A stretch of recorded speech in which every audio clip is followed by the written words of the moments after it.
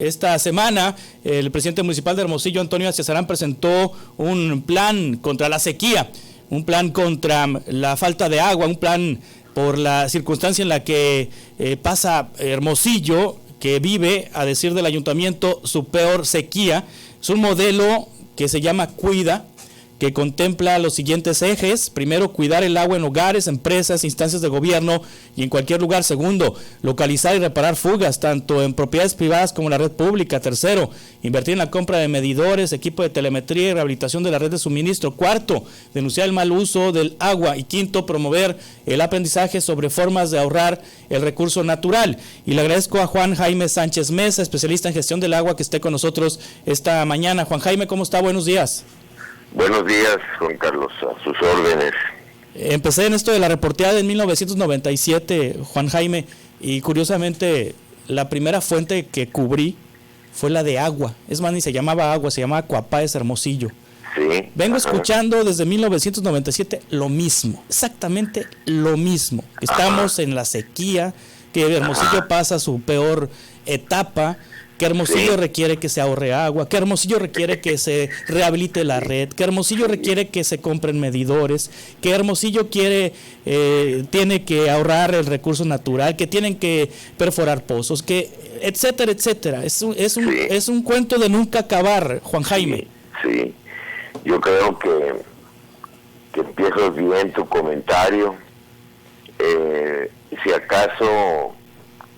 acaso pudiéramos encontrar una diferencia, haciendo a un lado la cantidad de noticias e información que desde entonces se va acumulando en torno a este problema. Sí. Diríamos que, por lo menos en el caso de la autoridad que tiene a su cargo, cuando tú empezaste en esa etapa que mencionas, era el gobierno del estado el que estaba a cargo del organismo operador. Exacto. Y bueno, pues su mayor capacidad económica y las mayores capacidades de carácter institucional, etcétera, del estado, lo ponían, digamos que en mejor condición, así en términos generales, sin juzgar una administración u otra, ¿no? Sí. Ahora a mí me parece que si bien el problema persiste en los dos, no quiero hablar de bandos, en los dos puntos de esta relación. Por una parte, en una punta de esta relación está el gobierno general, digamos, las autoridades, porque en el caso del agua hay una serie de responsabilidades en el gobierno federal. Te pones a ver tú la ley de aguas nacionales y son bastantes las disposiciones que comprometen al gobierno federal en materia de agua potable, en materia de realización de obras de agua potable.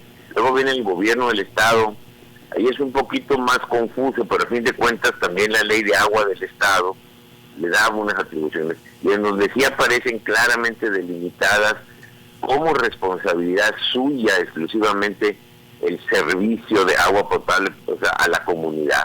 Sí. En el caso de la federación y del estado se habla del agua en general, se hacen algunas menciones a veces a los servicios públicos, como el que tiene a su cargo Agua de Hermosillo, pero en el caso del municipio ahí sí, desde la Constitución, etcétera, la ley de agua le marcan una responsabilidad irrenunciable, directa. Es el encargado de darle de que haya agua en las casas de la gente, en el servicio público, y todavía más habría que restringirlo en las últimas reformas que hubo la Constitución en materia de derecho humano al agua, cuando se dice el uso personal y doméstico, reducido al ámbito estrictamente doméstico. Bueno, pero que es quizá la velocidad de las crisis, el calentamiento global, etcétera, hayan ido más rápido que la capacidad que ha tenido el aparato público mexicano en general para ponerse al día con esos cambios,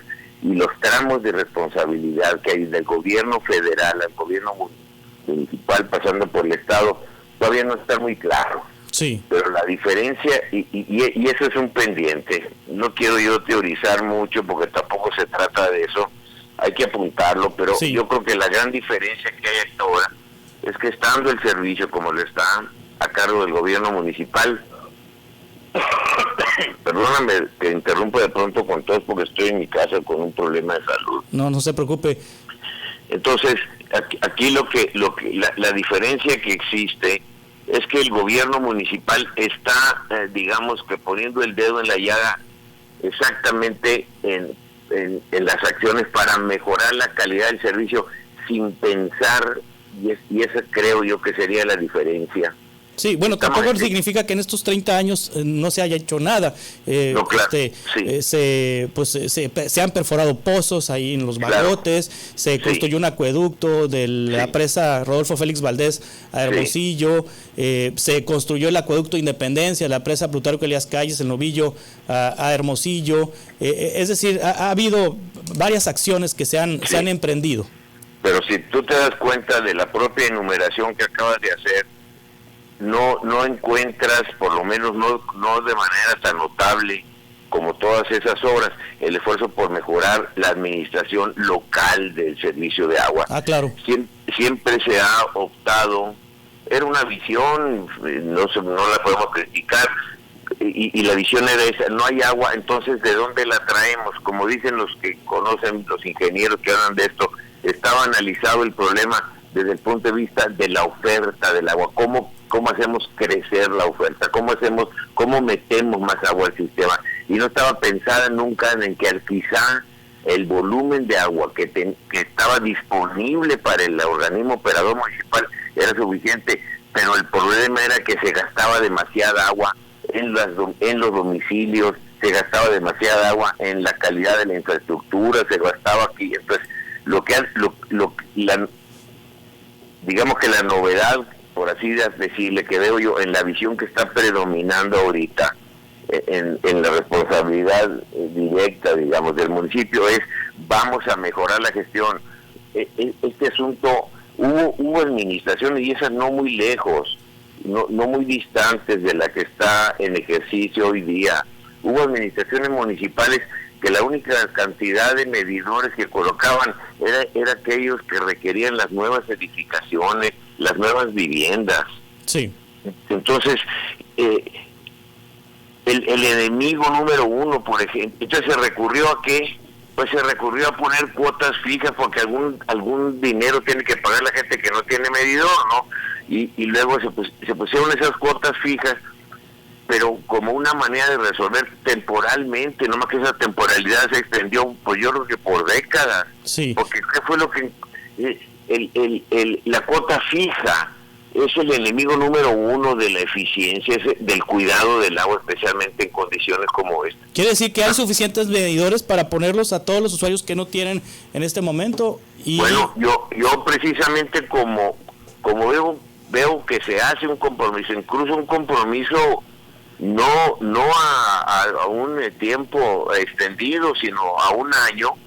Dijo el alcalde, no sé si lo dijo en esa exposición que presentaron el director Renato Ulloa y el alcalde Astiazarán, hablaron de 50,000 medidores este año. A mí me parece que esa cifra, bueno, pues es un compromiso, pues los horizontes de un año no son tan extensos como para no verificarlo. A mí me parece que si son capaces de hacer ese compromiso, de decir, vamos a poner 50,000 medidores, bueno, pues... ¿De cuántos usuarios que no tienen medidor, Juan Jaime Sánchez? ¿Cuánto es el universo? Yo creo que estarían cubriendo el déficit que se tiene de medidores actualmente, estarían cubriendo probablemente 1/3 de los requerimientos, sí, ¿no?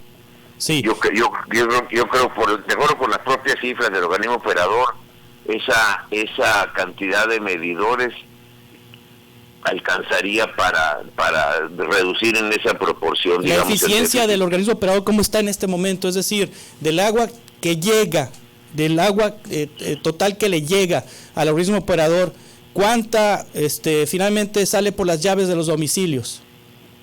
Bueno, aquí las cifras también que menciona el organismo operador es que él cobra el 47% de las aguas que es capaz de ingresar. Entonces, Entonces, a mí me parece, bueno, nos están diciendo algo, nos están hablando de que por la capacidad, y ahora que andan especialmente comprometiendo, incluso están rentando pozos, están recurriéndose a infinidad de medidas de carácter inmediato para resolver el problema.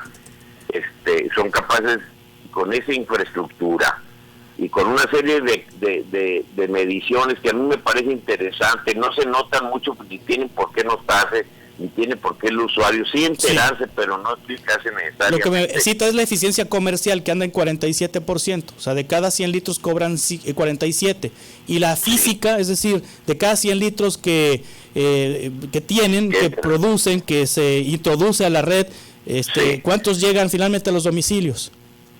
Bueno, ellos, el registro que tiene el organismo operador es de ese porcentaje. ¿También andan lo mismo? Yo facturo el 47%. Por una parte estoy metiendo 100 litros y por otra parte soy capaz de facturar 47. ¿Dónde está la diferencia? ¿La diferencia se pierde en fugas o se pierde en gente en personas que no tienen medidor y gastan más de lo que les están cobrando?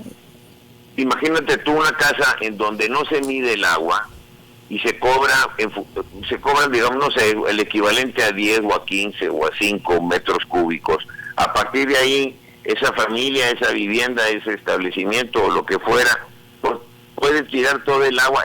El problema es, por eso insisto yo en que el énfasis, la inversión, no luce mucho decir esto. Hay cosas quizá más significativas en términos de la inversión, pero la inversión que requiere el organismo como responsable del agua es que el elemento número uno para medir su eficiencia, para mí, es medirlo.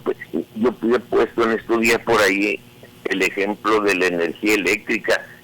Supongamos que no dispusiéramos de un medidor de energía eléctrica en nuestras casas, pues no iba a ser un problema para las familias el disponer día y noche de las cantidades de energía eléctrica que se requiriera, como si lo hacemos a partir de que sabemos lo que nos cuesta y de que nos están midiendo, y las familias recurren a una serie de medidas. Entonces, poco hemos volteado a ver, a mi juicio, y esa es la importancia del acento que se ha puesto ahora, sí, poco hemos volteado a ver la responsabilidad de nosotros.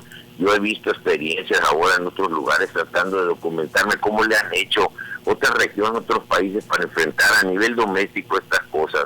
A veces la autoridad ha tenido que recurrir a medidas como que no riegan los jardines y que se sequen los pastos, o si se saca un promedio de cuál es el consumo ideal, digamos, normal, que resuelve los problemas domiciliarios. Bueno, aquellas gentes que consuman menos del promedio van a recibir una bonificación de un porcentaje, pero también quienes se excedan de ese promedio van a ser penalizados. La situación está para eso. Sí, quiere decir que el objetivo de este plan es bajar el consumo de Hermosillo, es bajar el consumo de los usuarios. Totalmente. Es decir, si puede pensarse, y lamentablemente, pero no digo que predomine, pero existen unos segmentos grandes de la población, de que el organismo le va bien vendiendo más agua. No, al organismo, y por eso rechazamos muchos ciudadanos el dicho de algunos que están regando, están limpiando la banqueta con la manguera, y lo que le dicen, oye, pues no hagas eso, si yo la pago. No, el organismo ahorra, porque por otra parte tiene que estar pagando cantidad de insumos, fundamentalmente la energía eléctrica. Sí, y se pone una meta en este plan, es decir, se pone una meta en este plan, ¿cuánto requiere? Si me corrige si la cifra la tengo mal, Juan Jaime Sánchez Mesa, especialista en gestión de agua. Hermosillo requiere entre 100 y 120 millones de metros cúbicos al año. Es más o menos el dato, ¿cierto? Sí.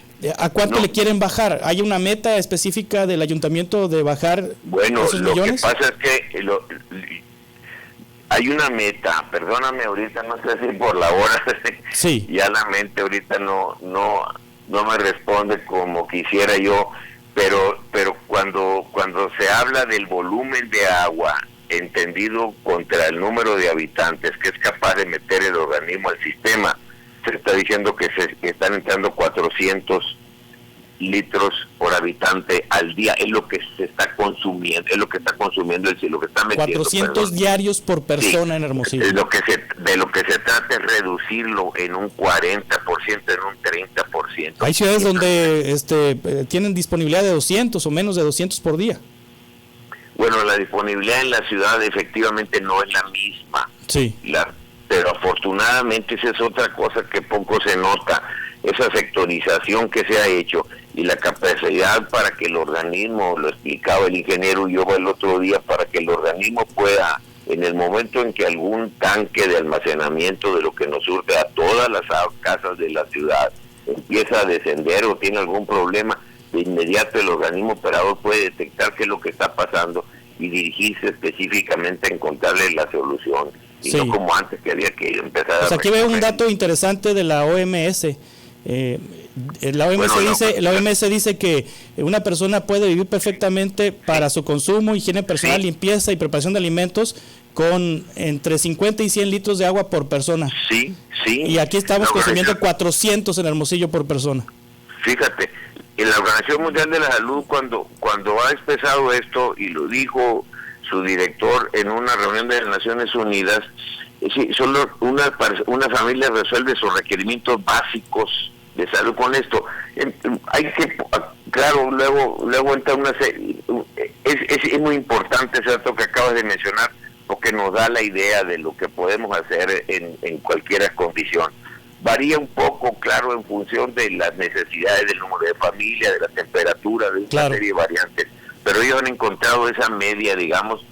La Comisión Nacional del Agua establece algunas penalidades en el pago de derechos a los organismos operadores cuando superan los 300 litros por habitante al día, pero los países que mejor han atacado esto, ellos mismos se sorprenden cuando pueden bajarlo de 200 a 150 a 140. Lo que pasa es que nosotros andamos en órdenes extravagantemente, discúlpame la expresión, no encuentro otra, exagerados. Exacto, 400 diarios.